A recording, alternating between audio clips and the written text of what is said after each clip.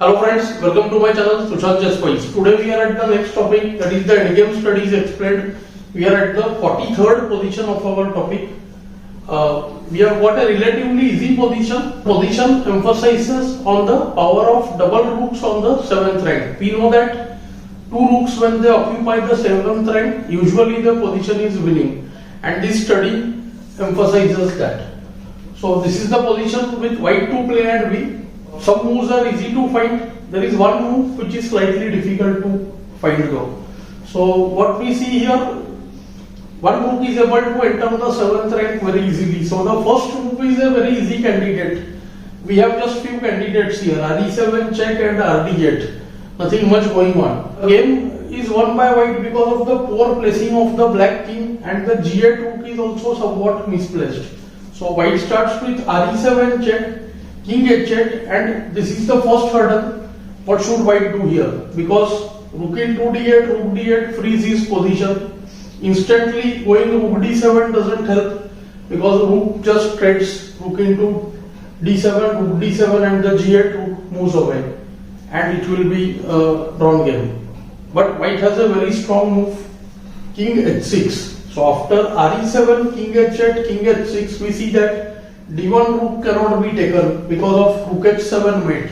That is why the g8 rook is one of the main problems in the position. Now rook g6 check, then just king takes g6, rook into d1, then again we see that rook e8 mates this time. So black has to vacate the g8 square in order to stop the mate.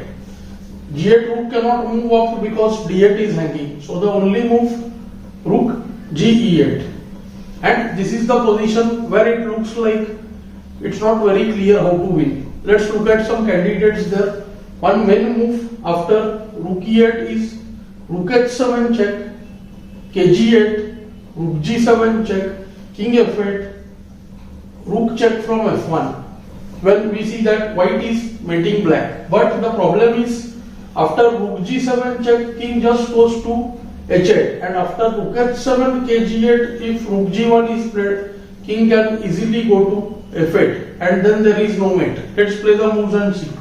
Rook e7 check, king h8, kh6, rook g e8, rook h7, kg8, rook g7, then king just hides back to h8, and after the move rook g1 check, king f8, rook h8 check, king can just escape from the e7 square, rook e1, kd7, and we see that there is no real way to make progress for white.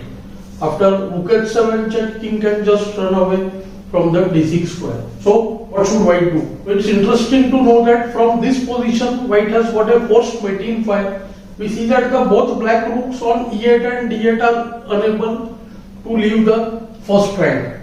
So white uses that fact and plays the move rook d7. Both rooks occupy the 7th rank. None of them can be taken. If rook d7, then re8 mates. If rook into e7, then rd8, re8, re8 mates. And now we see that black has got no defense in the position. If king g8, which happens to be the best option, then white is able to execute a mate with what we call an enveloping maneuver. So rook g7 check, king h8, king f8 allows rook d f7 mate, rook h7 check, kg8, rook g7 check, king h8, and the other rook gives check. This is the completion of the enveloping maneuver, and the position is winning for white. Here instead of kg8, rook f8 also leads to mate. After rook h7, kg8, rook d g7 mate.